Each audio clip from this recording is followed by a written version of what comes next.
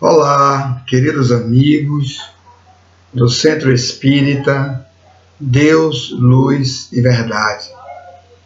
Jesus nos abençoe. Queria agradecer pelo convite para mais uma vez estarmos juntos, refletindo sobre o tema proposto pela casa. Queria saudar em especial a nossa querida amiga e trabalhadora do bem, irmã Bernadette. Jesus abençoe o seu trabalho, minha irmã, e lhe dê sempre paz para a realização das suas tarefas. O tema a refletir hoje é um tema bastante presente na história da humanidade, porque é um tema que tem a ver com a vida futura. O nosso tema, o tema proposto é: não houvesse vida futura, nenhum significado existiria. E é verdade. Isso é muito óbvio. Isso já é uma conclusão para os espiritualistas. Para os espiritualistas das escolas, diríamos assim, das escolas onde a individualidade é mantida após a morte. Porque existem espiritualistas, ou seja, existem aquelas escolas de entendimento que, apesar de haver algo que sobrevive ao corpo, vamos dizer assim, após a morte do corpo, este princípio, esta alma, vamos usar essa expressão para ficar bem generalizada, para distinguir alma de corpo, esta alma, ela não se manteria como uma individualidade, tá certo? Estou fazendo essa distinção inicial para a gente ter bem em mente isso, que são determinadas escolas do pensamento espiritualista que atribuem a sobrevivência da alma, porém que essa alma, após a morte, ela seria reintroduzida em um todo, voltaria a este todo, vamos dizer assim, e ela perderia então a sua individualidade. Correto? Então ela não conservaria uma unidade em si. Este eu, vamos dizer assim, este eu espiritual, ele retornaria para um todo de onde ele saiu. Então este eu saiu dali, foi produzido ali e se perderia. Então nós vamos ver talvez isso um pouquinho na frente, se der tempo, porque não é exatamente o objetivo do nosso trabalho, mas tem muito a ver. E existe outra escola de pensamento, que é o pensamento materialista. Então o materialismo, que é o pensamento vigente, me permitam esta conceituação, esta conclusão, esta apresentação, porque é o que nós vemos mais na orientação, pelo menos na maioria expressiva da humanidade. A ideia de que nós somos matéria. Nós somos matéria. A maioria pensa assim, mas muita gente, obviamente, já tem vinculações religiosas e acreditam em Deus. Acreditam em Deus. Então, se acreditam em Deus, acreditam em algo que não é a matéria. A matéria nasce a partir da vontade de Deus. Como os Espíritos estão a explicar na parte primeira do Livro dos Espíritos. A matéria se torna, então, um dos elementos gerais do universo. juntamente com o elemento espiritual, o elemento material e o elemento espiritual. Esses elementos sofrem especializações, né, aprimoramentos, vamos dizer assim, e eles vão se apresentar e se manifestar no universo por outras formas de reconhecimento, tá certo? Mas enfim, então o materialismo, que é o resultado, vamos agora ingressar um pouquinho no porquê o materialismo vige ainda, ele vigora intensamente ainda, porque ele é o resultado de uma consciência corporal. A nossa consciência é mais corporal, nós temos consciência corporal. Não temos uma consciência espiritual. Quando eu digo não temos, eu estou dizendo a maioria que é materialista não tem. Outros têm alguma ideia, claro, mas já é uma consciência de que se é espírito, não tem uma definição exata do que é o espírito, não ingressou ainda em determinados estudos sobre o espírito em profundidade maior, que é a proposta espírita, né? A proposta espírita apresenta o espírito como este ente da natureza, não é um ser, uma entidade sobrenatural, não é da natureza. E esse é o grande mérito que Kardec traz na sua contribuição científica, né, filosófica, enfim, educacional, trazer o espírito como um ente da natureza. É um elemento natural. É um elemento natural. Existe uma natureza, é isso que ele quer apresentar, existe uma natureza espiritual. Existe uma natureza que não é percebida pelos aparelhos, pelos órgãos, né, de percepção material. Eventualmente, um espírito pode se materializar, pode promover fenômenos no campo material, para que se perceba, se veja, etc. Mas não é uma regra isso. Tanto sim que há uma negação sistemática da realidade ou da vida espiritual. Muito embora algumas pessoas vejam, sintam, percebam, tenham mediunidade, né? Isso é uma coisa muito curiosa. Pessoas que têm mediunidade, mas negam essa faculdade e, enfim, se afirmam e tentam se afirmar e se manter dentro desse padrão de materialismo, né? Padrão materialista, porque há determinados medos, né? Medos sobre a assunção de determinadas responsabilidades. É que nós vamos ver um pouquinho também na frente. Tá certo, amigos? Então a ideia do materialismo é a ideia que vai apresentar como consequência da morte o nada. Né? O nada.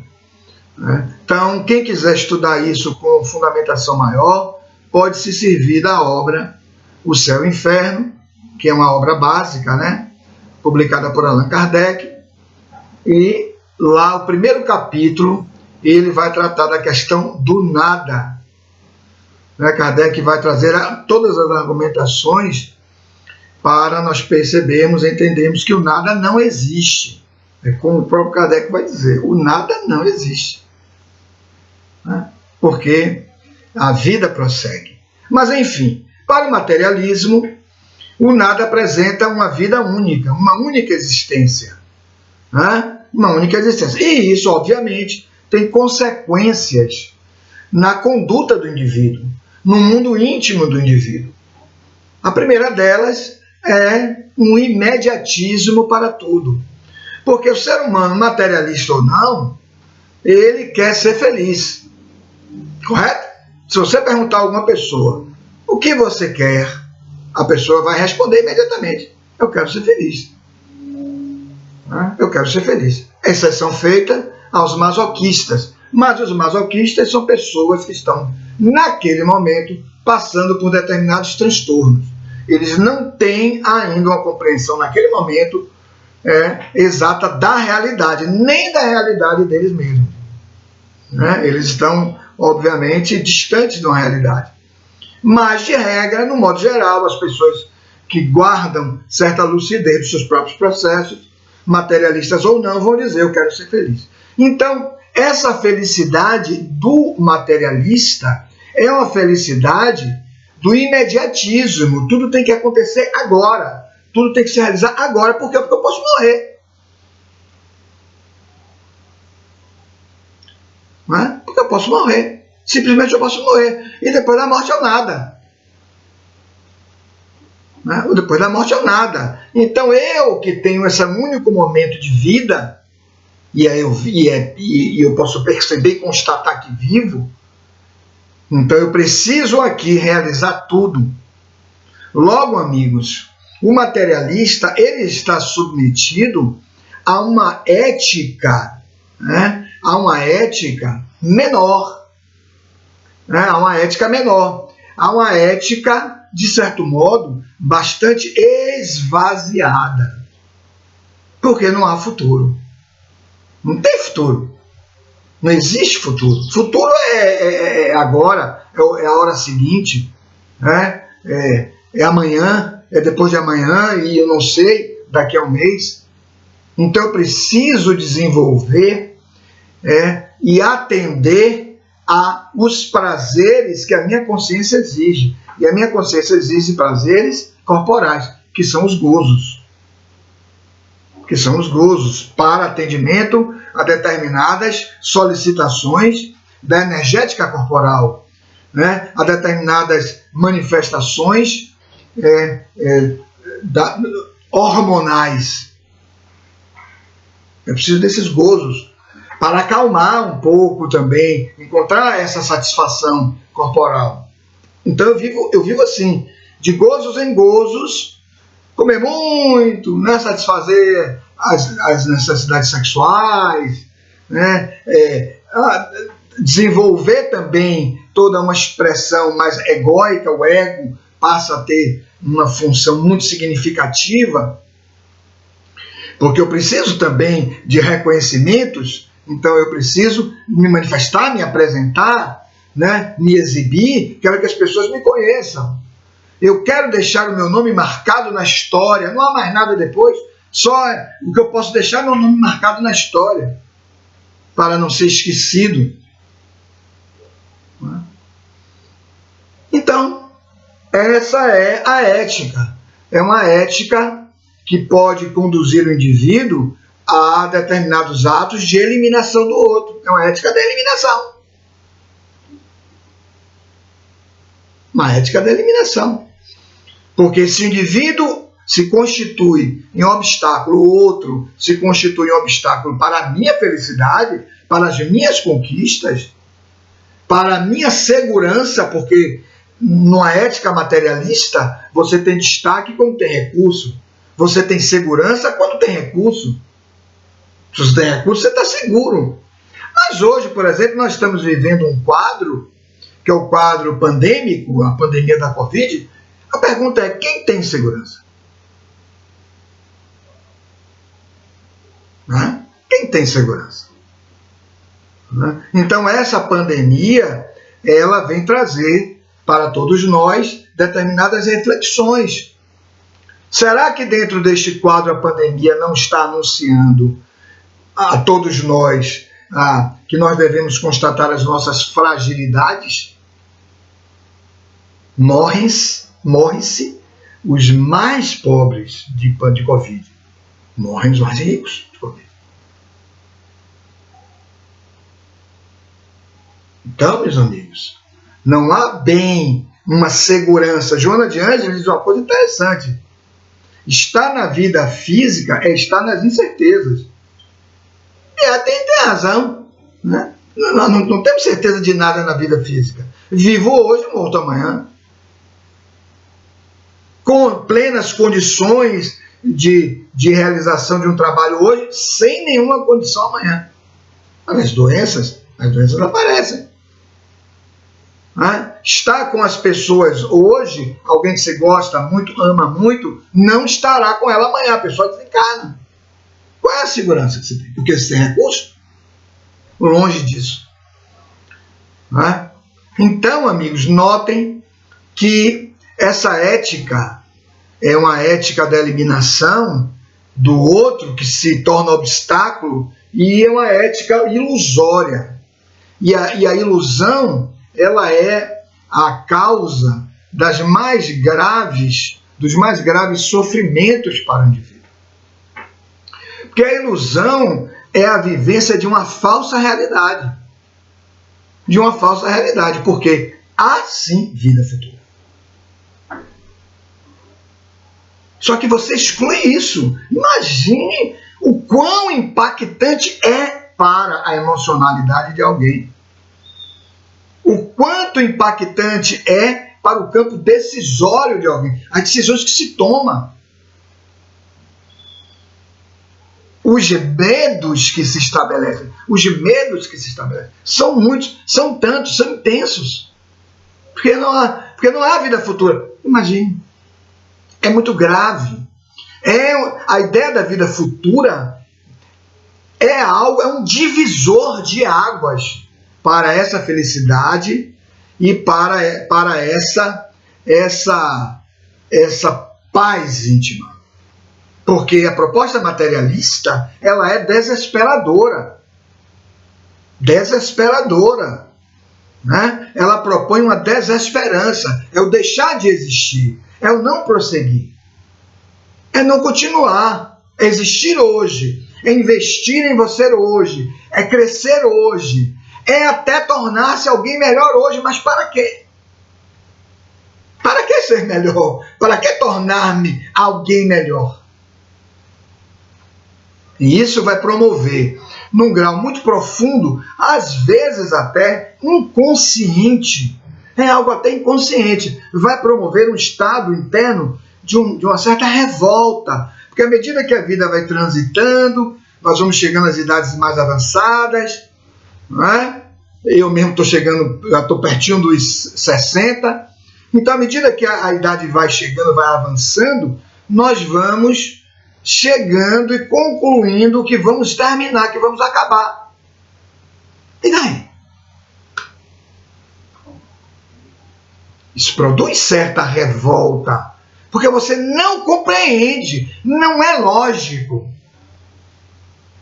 Acabar não é lógico, porque tudo na natureza, após constituir determinados corpos, estamos falando da natureza material que eu estou falando, após constituir determinados corpos, os elementos que constituem aquele corpo, né? Os elementos integrativos, formadores da matéria, né? O carbono, etc. O que é que acontece? Eles se dissolvem, se afastam, né? E retornam para a natureza. Nem eles terminam. Imagine, eles não terminam.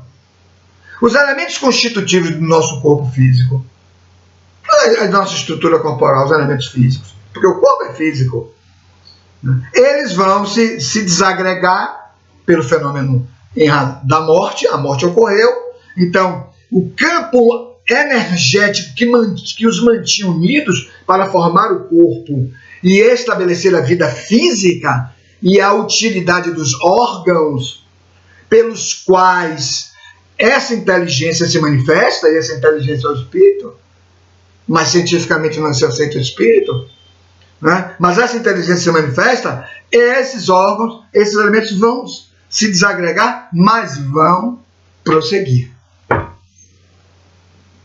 E vão se alinhar a outros órgãos, a outros elementos, para formar outras estruturas. Olha que coisa! Olha que coisa! Então, como não existir a vida futura? E isso dá uma revolta, né? E isso é causa, muitas vezes, das condutas, das indiferenças morais. A indiferença moral, que é fruto do egoísmo, da ultravalorização do ego, da ultravalorização da própria imagem, né? Da personalidade. Então nós supervalorizamos a nossa personalidade e nós passamos a ser, para nós, a medida de todas as coisas. Então, a revolta, ela vai promover esses processos muito complexos, processos de uma incompreensão da outra pessoa e das outras situações, um desinteresse pelo outro, pela vida do outro, e pelas dores do outro e pelos sofrimentos do outro. Aí surgem, muitas vezes, a revolta vai proporcionar isso, a agressividade. A agressividade. Vai surgir a agressividade. Os atos são duros, não é? Porque você está vivendo, na verdade, um processo íntimo muito complicado, porque você vai acabar, você vai se extinguir. Não é? Surge a violência, não é? Surge a violência concreta, física, destrutiva, para com o outro, para com as pessoas. Surgem as perseguições, porque, amigos, é assim, esses processos de revolta, de incompreensão, eles são processos que alteram o sistema natural do psiquismo. Né? Nós passamos a sofrer determinadas deformidades do pensamento e do sentimento. Né? Há uma espécie de deformidade, porque não entendemos, não concluímos por que deixaremos de existir, por que tudo tem que acabar, por que fulano morreu, por que o meu pai morreu, né? Por que a minha mãe morreu, porque o meu grande amigo morreu, ou a esposa, ou o esposo, mas porque não temos uma noção de Deus, não temos uma noção, portanto, da vida futura, não temos uma noção da imortalidade. E isso nos materialistas, né? Nos materialistas, né? E até nos panteístas, aqueles que nos referimos no início do nosso trabalho. Porque Kardec faz uma observação interessante. O panteísmo, nas suas consequências, é uma espécie de materialismo. É também uma desesperança, porque você vive, obviamente, você até compreende que é uma alma, não é só um corpo, porque em algum nível você percebe isso, mas após a morte você volta a um todo e deixa de existir como individualidade. Imagine. Então, diz Kardec, de que valeu você ter realizado todo um trabalho?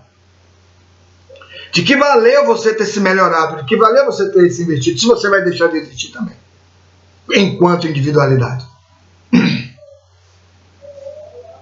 Não há méritos. Há Deus para eles, mas não há méritos. Porque não tem nenhum sentido fazer o bem ou o mal. O destino é voltar para o todo. Os que fizeram o bem voltarão para os que fizeram o mal, voltarão para esse todo. E deixarão de ter consciência. Tem consciência corporal agora, mas deixarão de ter consciência lá, quando retornarem. E mesmo aqueles em que há entendimentos e doutrinas em que há uma reencarnação, essa reencarnação, voltando desse todo, é voltar do zero.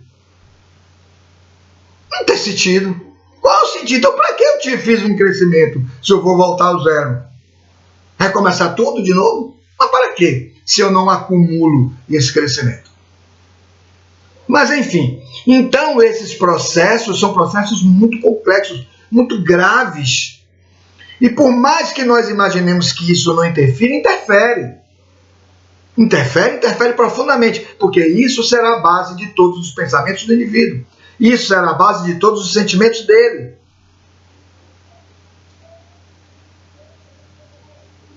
Aí vamos encontrar pessoas duras, pessoas que não dão nada a ninguém. Quando eu digo não dão nada a ninguém, meus amigos, eu não estou falando nem dos que não dão coisas físicas.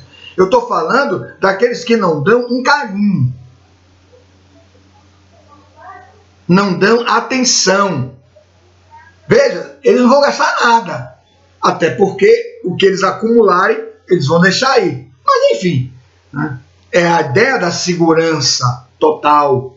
Eu, para viver, preciso de X, mas eu tenho 100X. Para viver uma vida inteira, eu preciso de X, mas eu tenho 100X.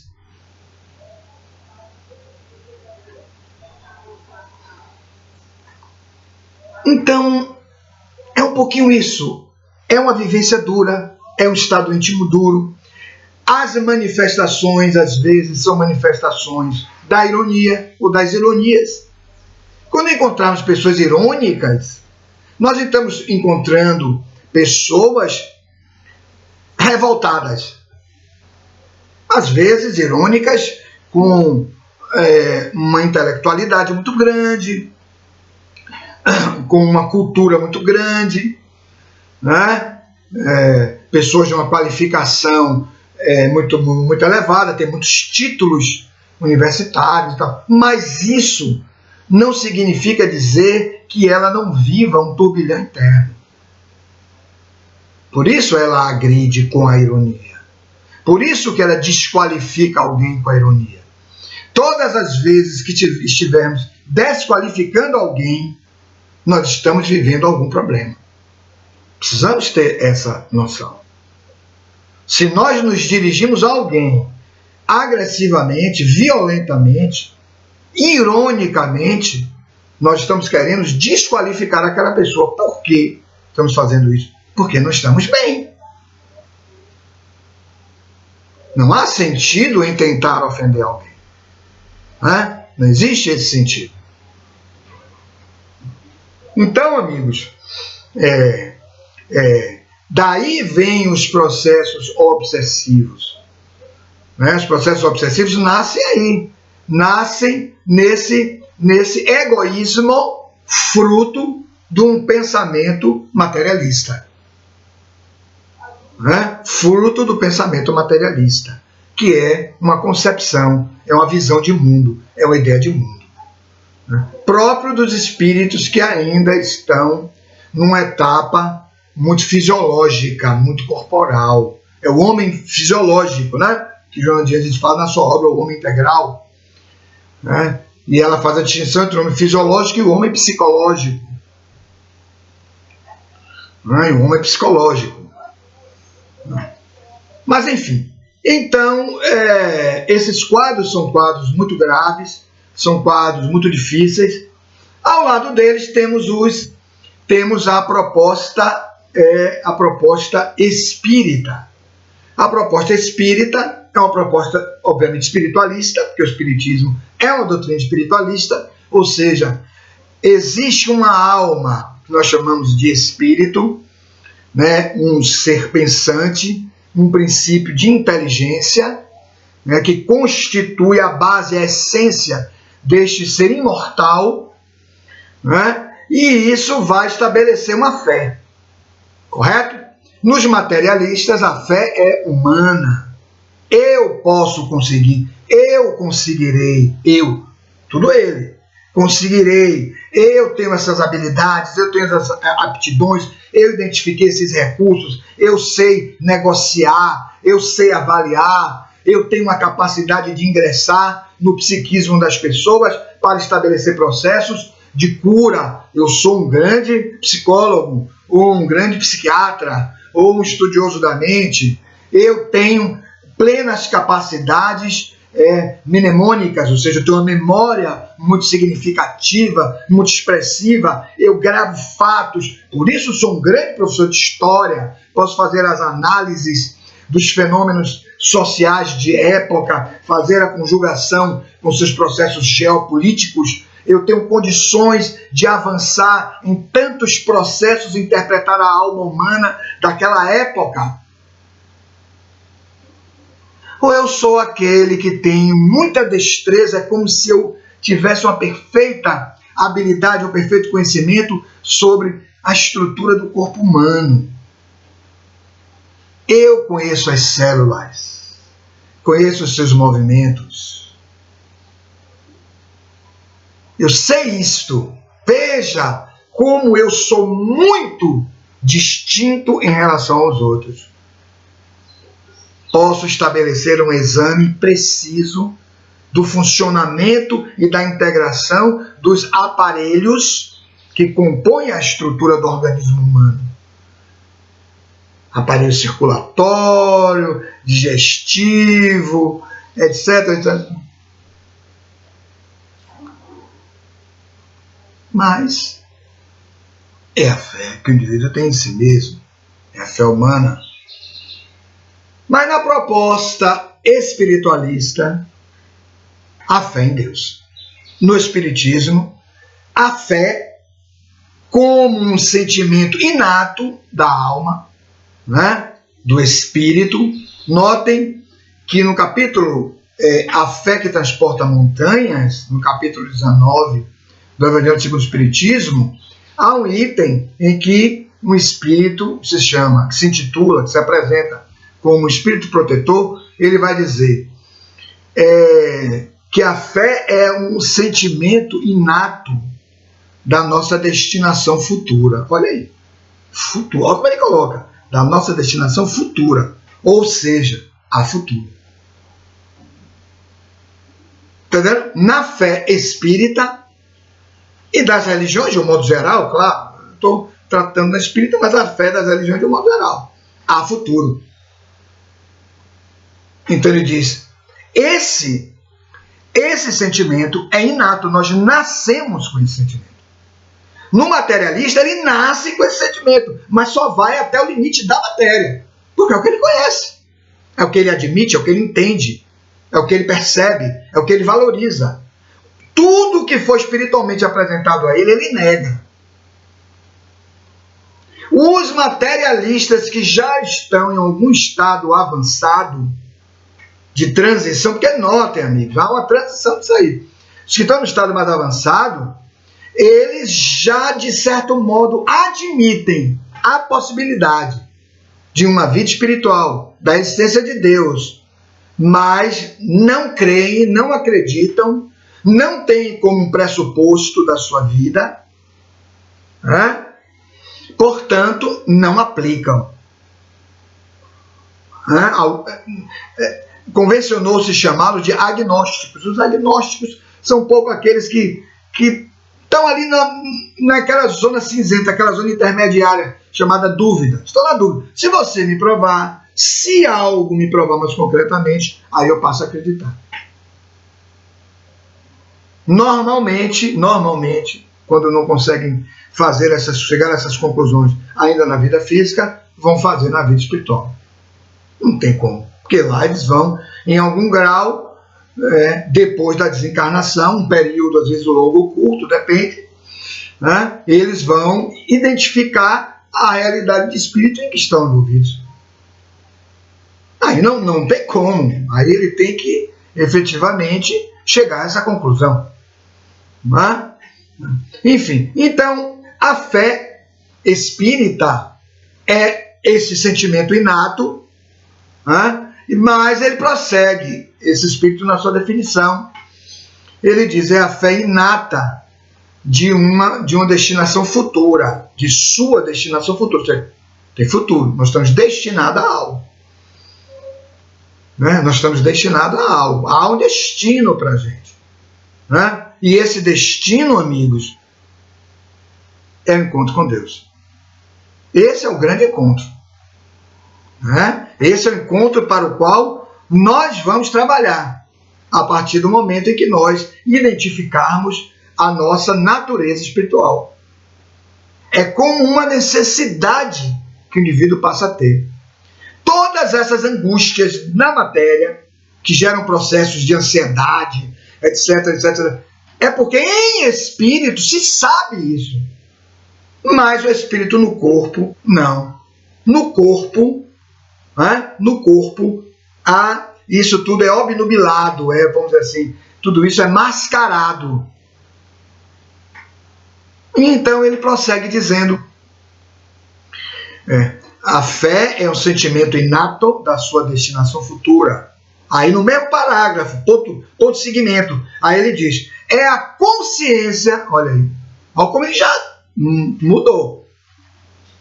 É a consciência de que se é portador de determinadas potencialidades que aguardam o desenvolvimento dessas potencialidades a partir da ativação da vontade. Vocês estão notando que esse conceito aí é um conceito que está traduzindo a constituição de uma fé raciocinada. De uma fé raciocinada. Quando você diz é a consciência, olha, já mudou. Já não é apenas um sentimento. Lembra que esses espíritos mais desenvolvidos, mais avançados, eles usam trechos curtos para dizer coisas profundas. Então, é um sentimento inato, ou seja, todos temos fé. Todos. Em algum momento era só uma fé humana, o indivíduo acredita nele mesmo. Em outros momentos, essa fé se desloca para Deus. E na fé espírita, esse deslocamento é fruto de conclusões da razão.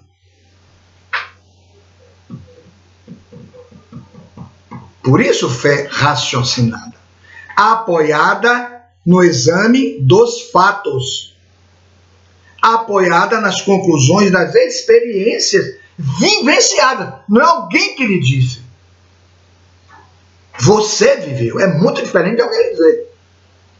Eu posso chegar para meu filho e dizer: acredite em Deus. Sim, meu pai. Mas isso não quer dizer nada. Ele terá que chegar a essa conclusão. Ele terá que chegar a essa conclusão. Então, amigos, na verdade, a fé raciocinada é a fé qualificada pela razão. Quando ele diz é a consciência de que se é portador de potencialidades que dormem intimamente, né? Adormecidas no indivíduo, e que aguardam o seu desenvolvimento pela ativação da vontade. A vontade é uma outra força fundamental da alma. Ele está dizendo: autodesenvolva-se, atue. Por isso que Jesus põe na fé a mola mestra de todas as realizações do Espírito. Né? Todas as realizações do Espírito. Aí, no caso da fé espiritual, da fé em Deus, se você não ativa as suas potencialidades, você vai continuar transitando nos campos do materialismo, apesar de frequentar uma instituição religiosa, um templo qualquer. Há determinadas crenças que levam o indivíduo a permanecer vinculados às conquistas materiais. A questão é uma doutrina que conduz à espiritualização do indivíduo, o indivíduo perceber-se como espírito, intelectivamente, perceber-se, sentir-se espírito, nível de sentimento, agir como espírito? Acho que não. Se eu preciso dar coisas para ver Deus, alguma coisa está errada. Mas algo está errado. Eu não quero fazer censura aqui a nenhuma religião, mas algo está errado. Porque Deus é o Espírito nesse sentido. Como se diz nas Escrituras sagradas, antigas. Deus em Espírito é o que se percebe. Então, amigos, o que nós precisamos distinguir dentro dessa proposta espírita, na conceituação dessa vida futura, é esta vida, a vida que temos hoje em espírito, a vida de espírito, É imortal. É imortal. Por isso eu costumo sempre dizer que a imortalidade espírita é uma imortalidade. Todas as crenças têm imortalidade. As crenças do pensamento espiritualista. Mas a imortalidade espírita é uma imortalidade útil. Não é imortalidade inútil. Você não vai para a vida espiritual para tocar harpas. Você não vai para a vida espiritual para sofrer em um inferno. Não existe. Me perdoe. Eu respeito tudo isso. Não é um desrespeito a uma outra crença. Mas não é lógico. Não guarda lógica. Se nós somos portadores em espírito, não o homem em si, mas o espírito é portador de potencialidades que vão se desenvolvendo e precisam se desenvolver e se atualizar, e à medida que elas vão se manifestando, elas produzem luz.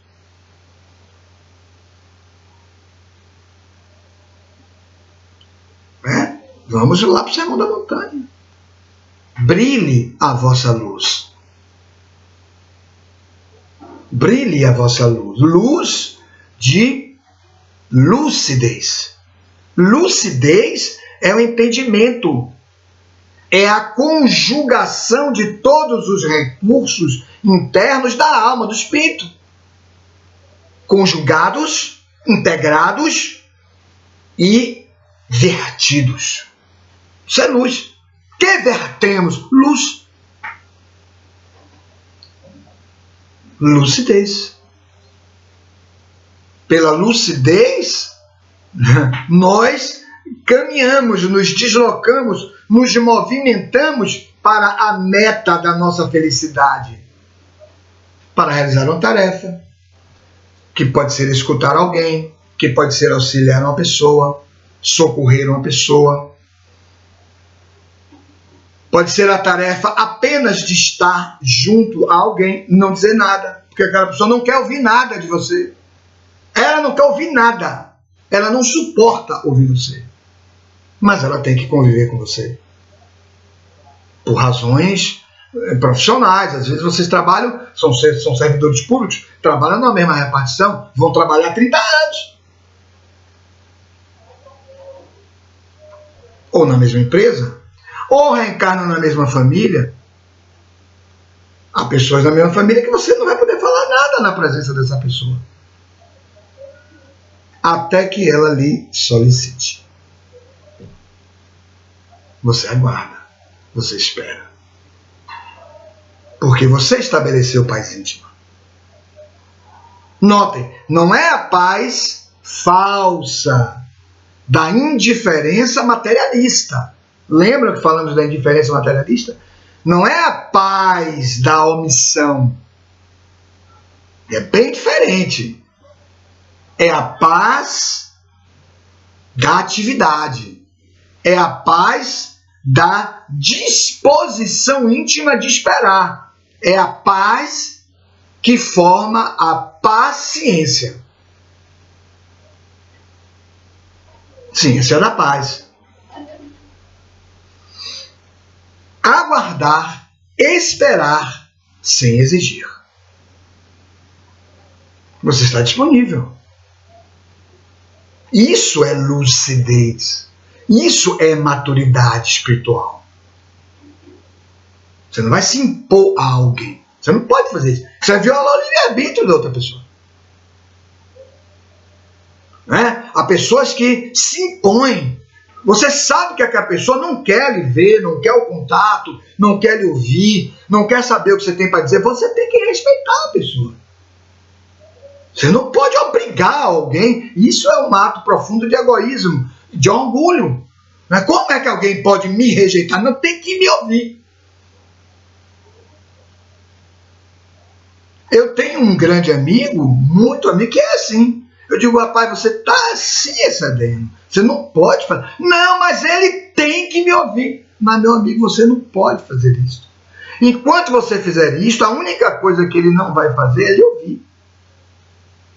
Mude. E ele perceberá. talvez ele queira lhe ouvir. Então, amigos, a imortalidade espírita é a imortalidade útil. É a imortalidade onde Deus estabeleceu, e aí é uma coisa muito interessante nessa questão da imortalidade. Há muitos anos eu ia fazer uma palestra sobre imortalidade e fiquei refletindo, e aí os nossos queridos e queridíssimos amigos espirituais sempre trazem aquelas intuições interessantes. Eles me diziam assim, né? Eu pensando sobre a imortalidade, eles diziam assim: meu amigo, a imortalidade é uma forma que Deus encontrou de estabelecer um diálogo permanente com a criatura. Eu fiquei pensando naquilo, mas não é que é. É um negócio muito interessante isso, porque você nunca está fora da vida. Você pode estar até fora da vida física, mas não da vida espiritual. É verdade. Então Deus está sempre lhe mandando mensagens. Jesus contou uma parábola para dizer que o reino dos céus está sempre enviando mensagens. Do campo mais profundo, transita pelos níveis, as estruturas todas da mente, né? Que nós estudamos muito no Espiritismo e tal. E ela vem aportar aqui fora, no ego, no nível da personalidade. E você não sabe bem o que é. Você precisa de alguns recursos para traduzir essa mensagem. Mas ela chegou. Ela chega com a sua vibração amorosa, que é a vibração do reino. Então notem que o mérito, Deus permite que pela imortalidade o espírito tenha o mérito de se auto-edificar. Edificar a si mesmo.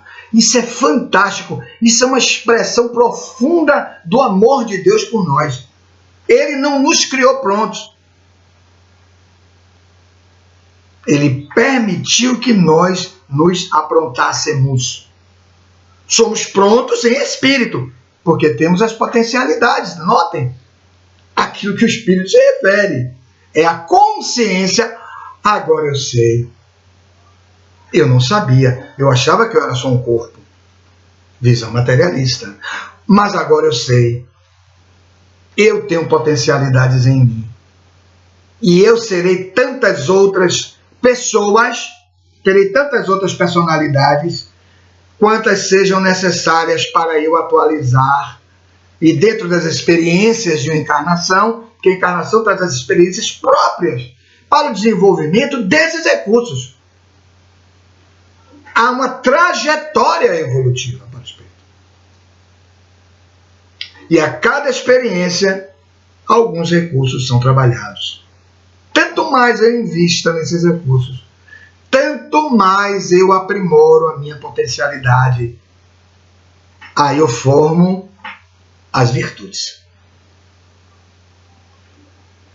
Eu vou formando as virtudes. Deus nos dá as inspirações. Deus nos dá os recursos. Deus nos dá os provimentos.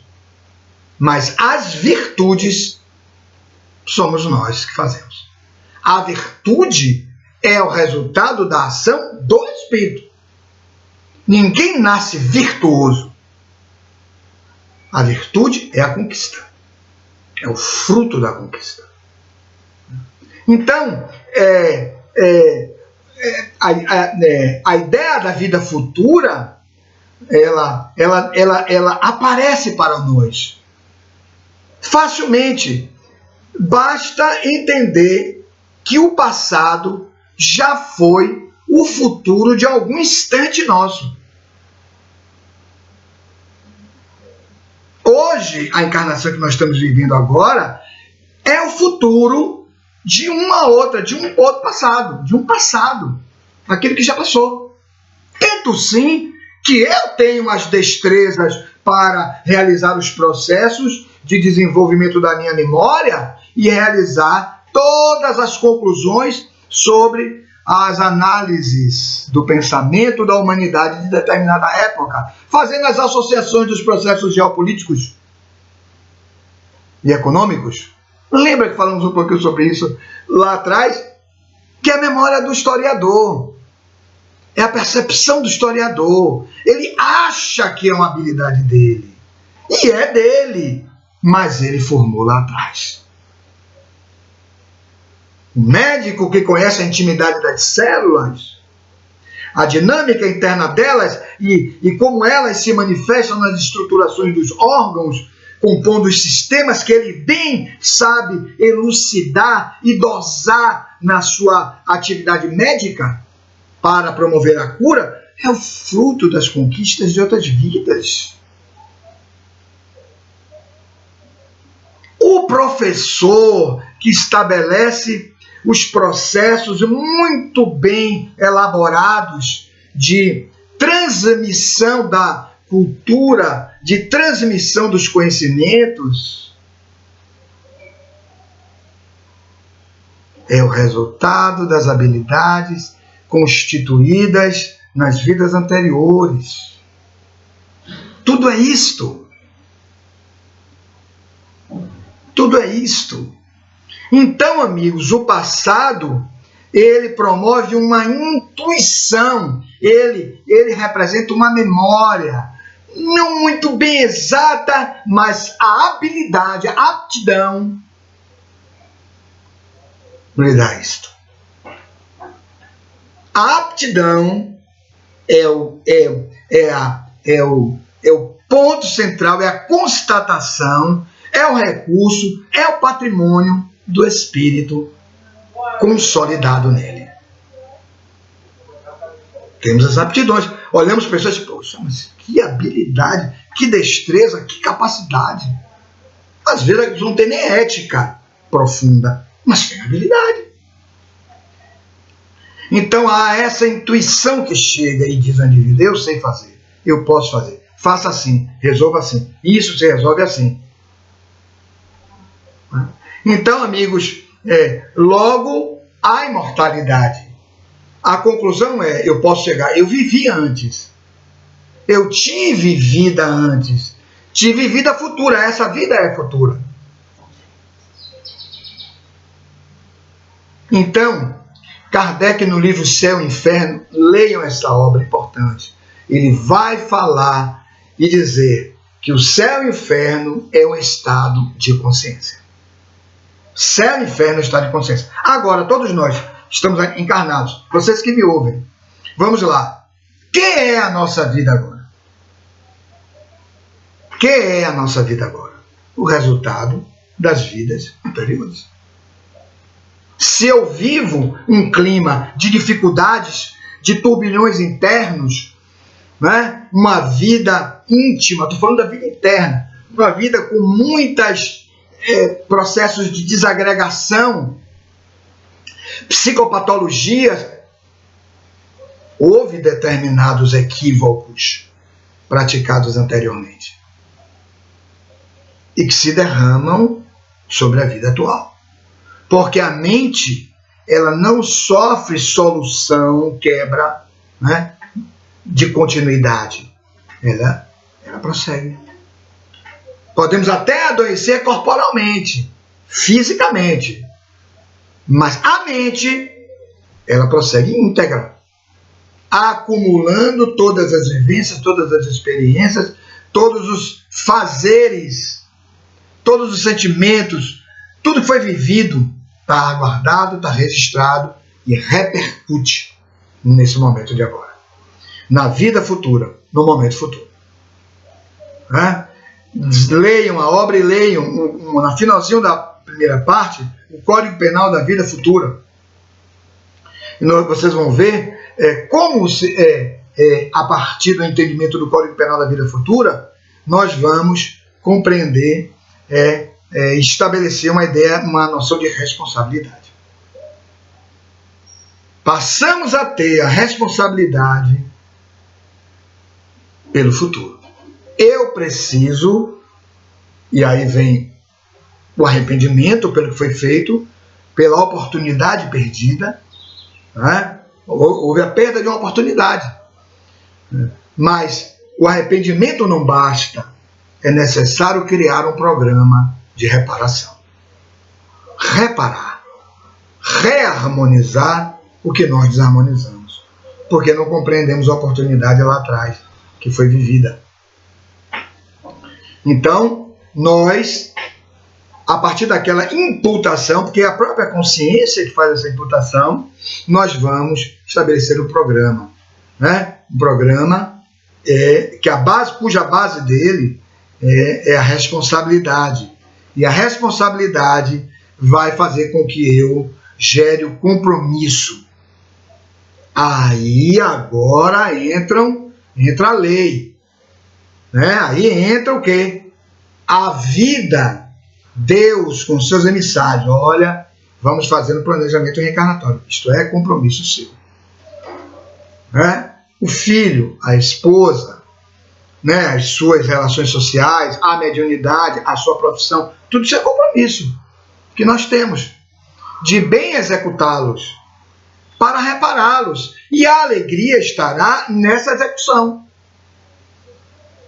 Porque, amigos, alguns usam essa expressão, quitaram a dívida. Não deixa de ser. É uma quitação de uma dívida moral, né? Mas, acima de tudo, é a alegria, é a felicidade de ter conseguido. O bem passa a ser responsabilidade do indivíduo, está ligado ao bem, e passa a ser responsabilidade dele. O bem passa a ser o ideal dele. O bem passa a ser o ideal. Por isto, na questão 107 do Livro dos Espíritos, quando Kardec traz aquela escala espírita, né, ele vai dizer que o desejo do bem é que fará com que o indivíduo transite da classe de espíritos imperfeitos para os espíritos, mas para a classe dos espíritos já na etapa mediana da sua evolução. Não é tudo, mas já é muito. Escolher o bem é o ato, é a decisão central para sairmos das provas e expiações para a etapa de regeneração. Notem, tudo isso é no campo íntimo. Os mundos são dos campos íntimos. Quando vertemos o campo íntimo, criamos as nossas afinidades, as nossas sintonias. Aí pertencemos a uma coletividade. O planeta Terra está migrando para uma coletividade de espíritos que intimamente eles trazem a proposta da regeneração própria. É o revolver dessas matrizes de inferioridade à luz do amor. Mas isso só é possível quando elegermos, quando escolhermos o bem. Então a vida futura é sim a nossa certeza. Não houvesse a vida futura, nenhum significado existiria. Muitas pessoas se suicidam por medo do nada. O nada proposto pelo cruel materialismo. Somos espíritos, Deus é bom, Ele nos concedeu a vida, mas notem, pelo amor infinito dele, Ele não poderia nos conceder uma vida limitada à vida física. Morre o corpo, acaba a vida. Não pode. Ele nos concedeu uma vida imortal. E outras tantas vidas para serem vividas, a fim de que nós possamos realizar todas as potencialidades que temos intimamente. E a maior delas é o amor, que é a potência profunda da alma, que será capaz de movimentar pela vontade todas as demais potências, fazendo com que sejamos luz plena em algum ponto, em algum momento, lá na frente. Jesus nos abençoe. Paz a todos os companheiros do Centro Espírita Deus, Luz e Verdade. Paz a todos aqueles que, por qualquer via, possam estar nos escutando. Jesus nos abençoe. Que assim seja.